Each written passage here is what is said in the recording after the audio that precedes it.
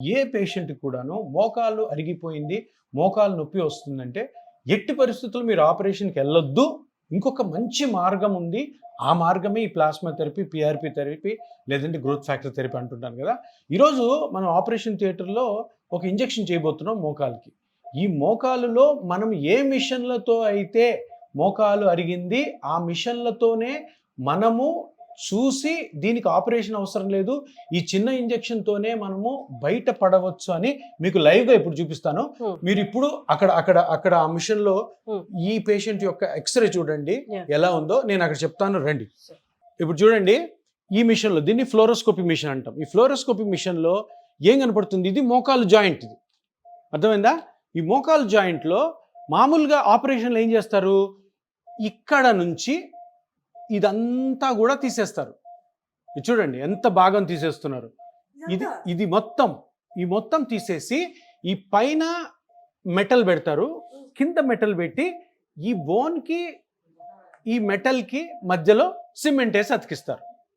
అర్థమైందా? ఈ మెటల్కి ఈ బోన్కి మధ్యలో సిమెంట్ వేసి అతికిస్తారు. కానీ ఇప్పుడు మీరు చూడండి, ఈ బోన్ తీసేయాల్సిన అవసరం ఉందా? నీట్గా ఉంది, చూసారా? ఏమీ లేదు, నీట్గా ఉంది, ఏ విధమైనటువంటి డిస్టర్బెన్స్ లేదు. ఈ బోన్ చూడండి, ఈ బోన్ కూడా ఏ విధమైన డిస్టర్బెన్స్ లేదు. డిస్టర్బెన్స్ ఎక్కడ కనపడుతుంది? మీరే చెప్తున్నారు, ఈ ఏరియాలో కనపడుతుంది. ఏం డిస్టర్బెన్స్ కనపడుతుంది? ఈ రెండు ఎముకల మధ్యలో ఇక్కడ స్పేస్ తక్కువ ఉంది. ఈ పక్క చూడండి స్పేస్ ఎక్కువ ఉంది, ఈ పక్క చూసారా తక్కువ ఉంది. అంటే ఇక్కడ ఉండాల్సిన స్థలము కంటే ఆ స్పేస్ తగ్గడం వల్ల ఈ రెండు ఎముకలు ఈ పార్ట్లోనే రబ్ అవుతున్నాయి. ఇప్పుడు ఇట్లా ఉంటుంది బోను, ఓకే, రెండు ఎముకల మధ్యలో గ్యాప్ ఉంది అనుకోండి, ఫ్రీ మూమెంట్ ఉంటుంది. ఇక్కడ ఏమవుతుంది? మొత్తం అతుక్కోలేదు, ఒక్క దగ్గరే అతుక్కుంది. ఒకే దగ్గర, ఇంకా అతుక్కొని కూడా అతుక్కోలేదు, దగ్గరకు వచ్చి రాసుకోవడానికి ప్రయత్నం చేస్తుంది. అది ఇక్కడ మట్టుకే ఉంది. అంటే దీని అర్థం ఏంటంటే మొత్తం మోకాలులో ఇంత చిన్న పార్ట్లో ప్రాబ్లం ఉంటే ఇదంతా ఎందుకు తీయాలి? పర్ఫెక్ట్, ఎందుకు తీయాలి? Simple logic. అంటే ఇంతకు ముందు ఒక 5-6 సంవత్సరాల క్రితం వరకు ఈ ప్రాబ్లం, ఈ సర్జరీ ఉంది. కానీ ఇప్పుడు అంటే ట్రీట్మెంట్స్ మారుతూ ఉంటాయి కదా. మారుతూ ఉన్నప్పుడు వచ్చిన ట్రీట్మెంటే ఈ ప్లాస్మా థెరపీ. ఈ ప్లాస్మా థెరపీ ఏం చెప్తుంది? ఇది బాగుంది, ఇది బాగుంది, ఇది బాగుంది, ఇక్కడ బాగుంది, ఇక్కడ బాగుంది, ఇక్కడ బాగుంది, ఇక్కడ బాగుంది. దీని మీద మజిల్స్ ఉంటాయి, అవి బాగున్నాయి. ఈ సైడ్లో లిగమెంట్స్ ఉన్నాయి, అవి బాగున్నాయి. ఇంకొకటి మెనిస్కస్ అని ఉంటుంది మధ్యలో, అది బాగుంది. ఇవన్నీ బాగున్నప్పుడు ఇది ఎందుకు తీయాలి? సరే, స్కానింగ్ చేసి కనుక్కొని ఈ రెండు ఎముకలు దగ్గర రావడానికి గల కారణాన్ని కనుక్కొని ఆ కారణాన్ని కరెక్ట్ చేసుకుంటే సరిపోద్ది కదా. ఏది ముట్టుకోవాల్సిన అవసరం లే. ఇప్పుడు పొలంలో కలుపు ఉంటుంది, కలుపు ఉన్నప్పుడు కలుపు పీకుతామా, మొత్తం పొలం అంతా పీకేస్తామా? ఇది కూడా అంతే. ఈ రెండు ఎముకలు దగ్గరికి రావడానికి గల కారణము ఈ రెండు ఎముకల మధ్యలో గుజ్జు అరగడము. ఇది అందరికీ తెలుసు. గుజ్జు అరిగిందని ఇదంతా తీయడం అనవసరము అని ఎప్పుడో 34-35 సంవత్సరాల క్రితమే సైంటిస్టులు చెప్పారు. గవర్నమెంట్ కూడా ఈ ప్లాస్మా థెరపీ చేసుకోండి అని ఒప్పుకుంది. దాన్ని ఎవరు బయటికి తీసుకురాలే. 6-7 సంవత్సరాల నుంచి నేను దాన్ని బయటికి తీసుకొచ్చిన తర్వాత ఈ మోకాలు మొత్తం తీసుకునే అవసరము మనకి లేదు. సో ఇక్కడ మీ రక్తంలో తీసిన కణాలని కానీ ఇక్కడ కరెక్ట్గా వేసామనుకో, ఇప్పుడు ఇక్కడ వేసామనుకో వేస్ట్. కొంతమంది పిఆర్పి చేస్తుంటే నాకు తగ్గలేదు, ఫెయిల్ అయింది అంటుంటారు. ఎందుకు తెలుసా? దాన్ని తీసుకొచ్చి ఇక్కడ వేస్తారు. ఇక్కడ ఆల్రెడీ ఉంది గుజ్జు ప్రాబ్లమే లేదు, ఇక్కడ తీసుకొచ్చేస్తే వేస్ట్. సో అది ఏమొద్ది, పేషెంట్కి నమ్మకం ఉండదు, చేసిన డాక్టర్ కూడా పిఆర్పి పనిచేయదురు అంటారు. అందుకని ఇక్కడ కరెక్ట్గా వేయడం వల్ల, ఎక్కడైతే గుజ్జు ఎంత అయితే అరిగిందో కనుక్కొని అక్కడ వేయడం వల్ల ఇక్కడ గుజ్జు పెరిగి కంప్లీట్గా పేషెంట్ రికవర్ అవుతారు. సో ఇది అందుకనే నేను గత 8 సంవత్సరాలుగా చెప్పేది ఒకటే మాట, మీకు ఆపరేషన్ లేకుండా బయటపడే చిన్న ఇంజెక్షన్ మార్గం ఒకటి వచ్చింది. అందరు దాన్ని నమ్మండి, కానీ కరెక్ట్ అయిన డాక్టర్ దగ్గర చేసుకోండి, కరెక్ట్ అయిన ఇన్స్టిట్యూట్లోనే. ఎక్కడైతే ఆపరేషన్స్ జరగవో, ఏ హాస్పిటల్లో అయితే ఆపరేషన్స్ జరగకుండా ఈ పిఆర్పి పద్ధతి ద్వారా నిష్ణాతులైన, అంటే బాగా ఎక్స్పీరియన్స్ ఉన్న డాక్టర్స్ దగ్గర చేసుకోవడం ద్వారా పిఆర్పితో మీరు 100% నొప్పి లేకుండా బయటపడతారు. సూపర్. చిన్న ఇంజెక్షను లేదు, నేను వచ్చానంటే నొప్పి ఉండదు అంతే. ఇంకా చూడండి, ఇప్పుడు చిన్న లోకల్ అనస్థిషియా ఇస్తున్నాను. అంటే ఈవిడికి నేను ఇంజెక్షన్ చేస్తున్నప్పుడు పిఆర్పి నొప్పి లేకుండా ఉండేదానికి ఇది చిన్న మొద్దుబార్చే ఇంజెక్షను. లేదమ్మా స్వరాజ్యమ్మ, ఇది చిన్న ఇంజెక్షను, దీని తర్వాత మీకు నొప్పే ఉండదు. అంతే అంతే, కొద్దిగా చీమ కుట్టినట్టు ఉంటుంది అంతే అంతే. ఎంత మీ వయసు ఇప్పుడు? మీ వయసు ఎంతమ్మా?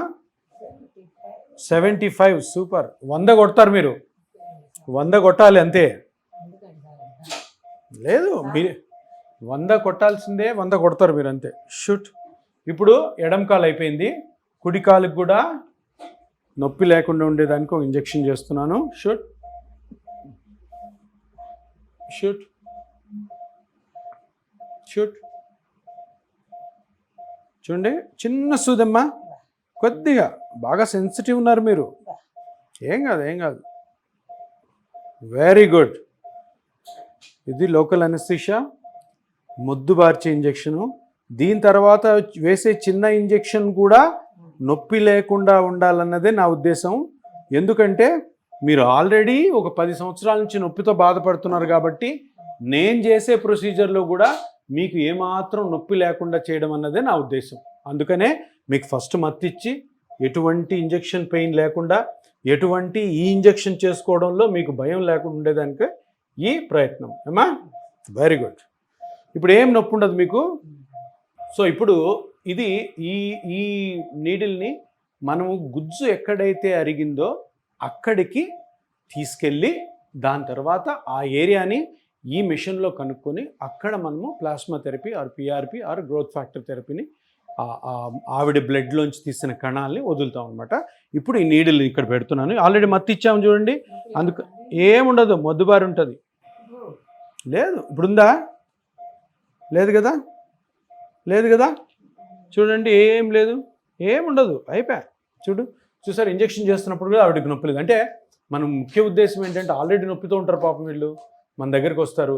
మనం ఇచ్చే ఇంజెక్షన్లతో కూడా నొప్పితో ఇది చేయకూడదు. కొంతమంది ఎక్స్పీరియన్స్ లేని డాక్టర్లు పిఆర్పి చేశారనుకో, వాళ్ళకి తెలియదు, ఎక్కడ గుచ్చాలో తెలియదు, ఇష్టం వచ్చినట్టు. ఇప్పుడు ఆపరేషన్ థియేటర్లో చేయరు, ఇటువంటి మిషన్స్ వాళ్ళ దగ్గర ఉండవు, ఎక్కడ ఇంజెక్ట్ చేయాలో వాళ్ళకి తెలియదు. అది ఇంజెక్ట్ చేయకుండా ఆ పిఆర్పిని ఆ కంపెనీ వాడు ఏదో చెప్పాడు కదా అని ఆ కిట్ తీసేసుకొని ఆ బ్లడ్ అందులో వేసి ఏదో ప్రాసెస్ చేసి గుడ్డిగా అనస్థీషియా ఇవ్వకుండా గుచ్చితే పేషెంట్ చాలా నొప్పించి నెక్స్ట్ సిట్టింగ్ కూడా మన దగ్గరికి రాడు.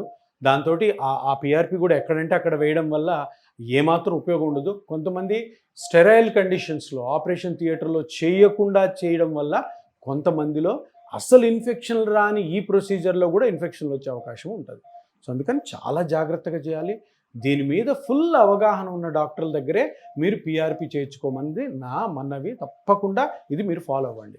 ఇప్పుడు చూడండి, ఇంజెక్షన్ మనం నీడిల్ చేసేది కూడా జాయింట్లోకి ఆ గుజ్జు అరిగిపోయిన దగ్గరికి వెళ్ళడం కోసము చూస్తూ ఆ మిషన్ చెప్పిన మాట వింటూ మనం చేయాల్సి వస్తుంది.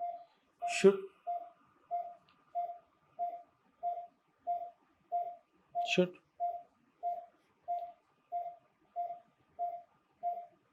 ఇప్పుడు జాయింట్లోకి వెళ్ళిపోయాం. షుట్.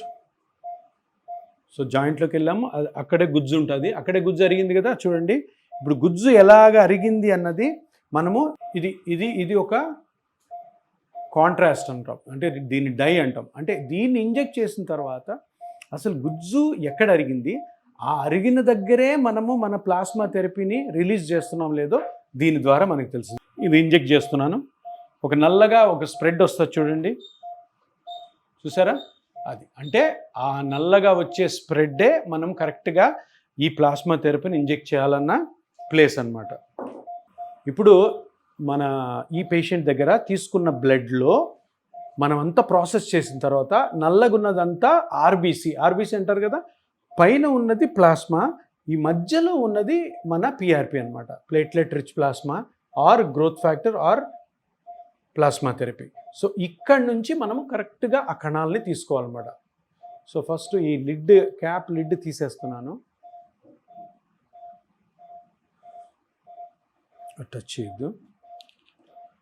మనకి అనవసరమైనటువంటి పైన ఉన్న ప్లాస్మాని ఇప్పుడు ఇంజెక్షన్ ద్వారా తీసేస్తున్నాను. చూడు, ఈ పైన ఉన్నదంతా కూడా మనకి అవసరం లేదు, అది నేను తీసేస్తున్నాను.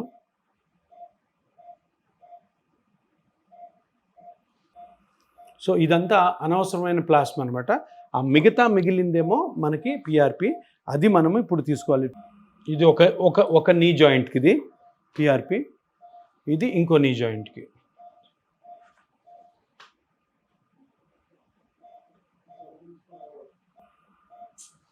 ఇది ఇంకొక నీలోకి పిఆర్పి, అంటే 2 తీసుకున్నాం మనము. చూసారా, ఇది లెఫ్ట్ దానికి, ఇది రైట్ దానికి, దేంట్లో ఇది ఏదైనా వేసుకోవచ్చు. సో దీన్ని ఈక్వల్గా డివైడ్ చేసి మనం నీ జాయింట్లో ఇంజెక్ట్ చేయాలన్నమాట. ఇప్పుడు ఫస్ట్ లెఫ్ట్ దానిలో ఇంజెక్ట్ చేస్తున్నాం. పిఆర్పి అమ్మ నీ రక్తంలోంచి తీసినది. దీంట్లో కణాలు ఉంటాయి. ఈ కణాలే నీకు అడిగిపోయిన గుజ్జుని పెంచుతాయి నెమ్మదిగా. ఇప్పుడు వరి మొలకలు వేస్తే మొలకలు అవుతాయి కదా, అట్లాగా ఒక 3 నెలలు పడుతుంది, స్లోగా పెరుగుతుంది. సో దీన్ని ఇప్పుడు మనం ఆల్రెడీ అక్కడ చూసాం కదా, అక్కడ మనము కాంట్రాస్ట్ ఇంజెక్ట్ చేసి చూసాం కాబట్టి అక్కడ కరెక్ట్గా గుజ్జు అరిగిందని మనకి తెలిసింది కాబట్టి అక్కడ మనం ఇది ఇంజెక్ట్ చేస్తున్నాం. సో ఎటువంటి నొప్పి లేకుండా లోపలికి నెమ్మదిగా మొత్తం వెళ్ళిపోయింది. షూట్, అది కూడా కరెక్ట్ స్ప్రెడ్ అయింది చూసారు జాయింట్ అంతా. సో ఈ విధంగా పిఆర్పి అయిపోయింది. సో సూది అయిపోయింది. ఎటువంటి చీమ కుట్టినట్టు కూడా మన స్వరాజ్యం గారికి లేదు. దీన్ని నెమ్మదిగా తీసేస్తున్నాం, అయిపోయింది. సో ఒక నీ జాయింట్ అయిపోయింది. ఇప్పుడు కుడిది. ఏం నొప్పి ఉండదులేమ్మా నీకు, నువ్వు ఏం టెన్షన్ పడద్దు, ఏం నొప్పి ఉండదు, ఎందుకు మత్తి ఇచ్చేసాం కాబట్టి. షూట్. సో ఇప్పుడు కూడా ఈ మిషన్లో చూస్తూ మనం జాయింట్లోకి వెళ్ళాము. జాయింట్లోకి వెళ్ళిన తర్వాత మళ్ళీ ఇది కరెక్ట్ ప్లేస్లో ఉన్నామా లేదా అని తెలుసుకోవడం కోసము కాంట్రాస్ట్ ఇంజెక్ట్ చేస్తున్నాము. కాంట్రాస్ట్ అంటే డై, అక్కడ తెలుస్తుంది చూసారా, ఎక్కడైతే మనకు గుజ్జు అరిగిందో ఆ ప్లేస్ని మనకు చూపిస్తుంది. అది చూపిస్తుంది కాబట్టి మనకు కరెక్ట్ ప్లేస్ అని అర్థమైంది. ఇప్పుడు మిగిలిన ఈ పిఆర్పిని ఈ కుడి జాయింట్లోకి వదులుతున్నాను. ఈ రోజు నుంచి కూడా సామ్రాజ్యం గారికి గుజ్జు పెరగడం మొదలవుతుంది. దీని తర్వాత ఇంకొక 2 సిట్టింగ్స్ ఉంటాయి ఈవిడికి. ఈవిడ అరిగిన గుజ్జు ప్రకారము ఇంకొక 2 సిట్టింగ్స్ ఉంటాయి. ఆ 2 సిట్టింగ్స్ వరకు మేము చెప్పిన ఎక్సర్సైజ్లే ఈవిడ చేయాలి.